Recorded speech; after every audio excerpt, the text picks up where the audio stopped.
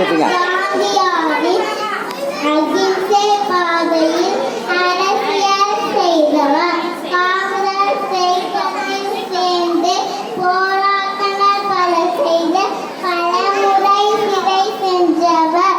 சிறையில் இருந்தபடியே ஒரே மகள் இந்திராவுக்கு கடிதம் எழுதி நாச்சு பச்சை ஊட்டினார்.